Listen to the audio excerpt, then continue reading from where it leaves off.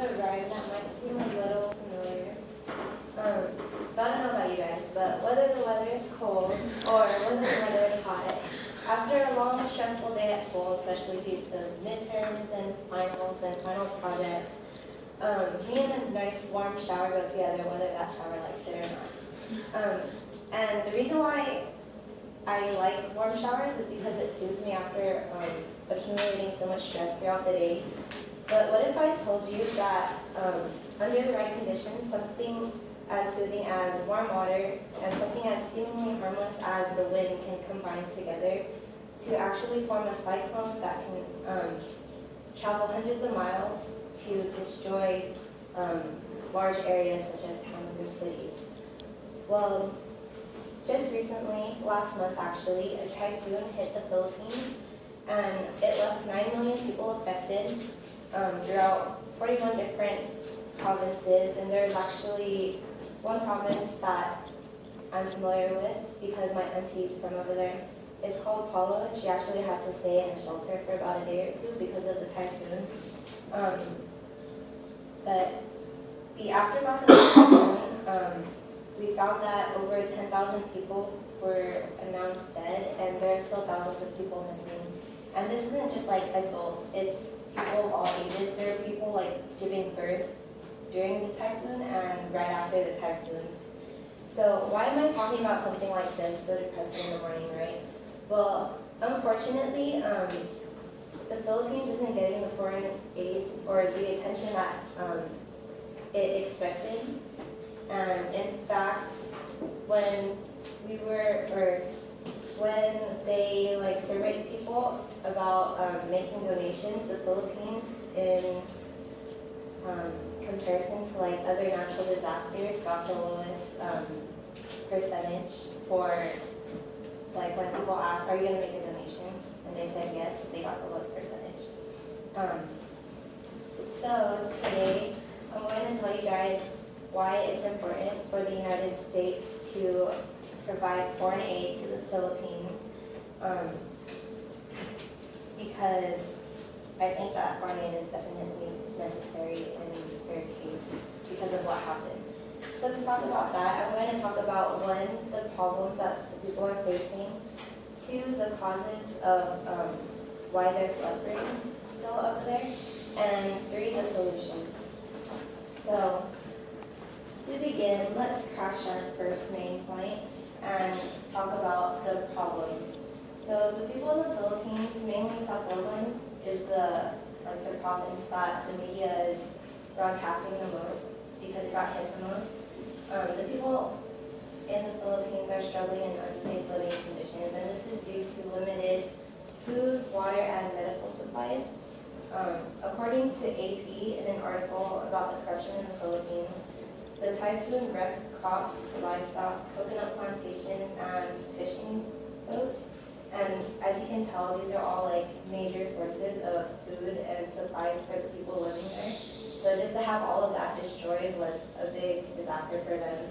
Another thing that they're lacking is infrastructure, and they need this because to get foreign aid from other people, you need to have like working buildings and fuel and also like nice roads, I guess you can say, so that they can come in correctly.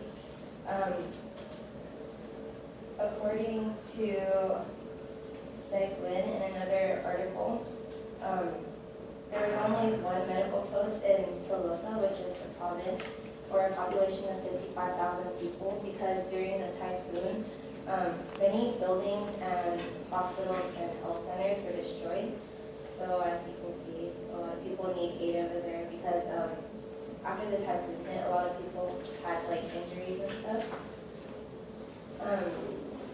And according to AP, money for the roads, unfortunately, were diverted to people. So in other words, all the money that was supposed to go to infrastructure went into the pockets of people, such as like government people and non-governmental agencies, which is bad. The corruption in the Philippines is very notorious, but I mean, they're working on it, so people who are sending foreign aid now have more trust, I guess you could say, in donating money. wondering why is there still people struggling? Well, let's unravel why, with the causes of the problems. Like I mentioned earlier, there's a big lack of infrastructure over there because before the typhoon hit, the buildings were already built. And this is because, like I said, a lot of the money that's supposed to be going to building roads and building buildings properly, they actually went into the pockets of people such as non-governmental agencies. In fact, according to AP, after a storm that was kind of similar to this, it actually hit Luzon. $20.7 million that were government funds were supposedly stolen by local and non-governmental agencies. And this seems bad, but like in times like these where natural disasters hit, it's inevitable for people to, or it's inevitable for the leakage of money. In other words, like it's hard to try and have money that's supposed to be going to aid stay in aid. It obviously goes to other places. Another cause of people struggling or like the lack of foreign aid is probably because of the timing. And according to the Huffington Post, Sandra Minuti, which is the vice president of the charity navigation, a lot of people were preoccupied with like holiday sales because it happened right before like Thanksgiving and Christmas. So obviously a lot of people wanted to spend their money elsewhere rather than in another country. So the timing was a big thing that had to do with people not getting aid in the Philippines. So after I've talked about the causes, let's crash these causes with solutions. So there is a lot of things that people can do just to help out the Philippines. And even though we can't solve all of these problems, we can like help at least lift some of the struggles. The United States and other nations, and also us on like an individual level, can help out by providing foreign aid, even like in the slightest. This is gonna sound a little bit weird, but karma is, or giving is actually really good karma. What goes around comes around, right?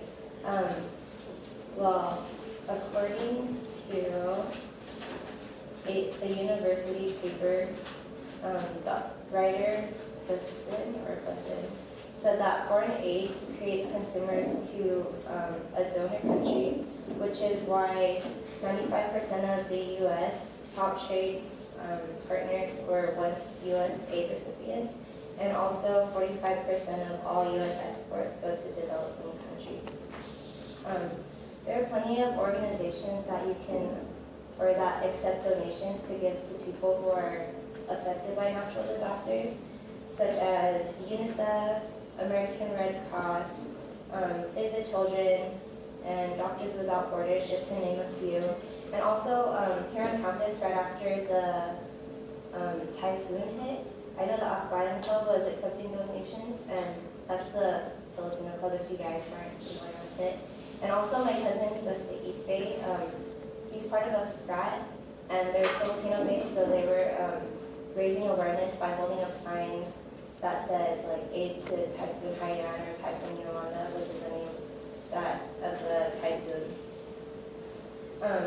But yeah, if there were more awareness, there would probably be more people donating to the Philippines just because there's more people who know about the problem. So in conclusion, to reiterate my main points, I talked about the problems that people are going through in the Philippines, the causes of why they're still struggling in the Philippines, and lastly, the solutions of the problems. But the Philippines is definitely a place that can be saved, and is worth saving, even if people were more aware of the problems over there. And even if it may not seem like the Philippines is worth helping, wouldn't you want like somebody to help you out if you're in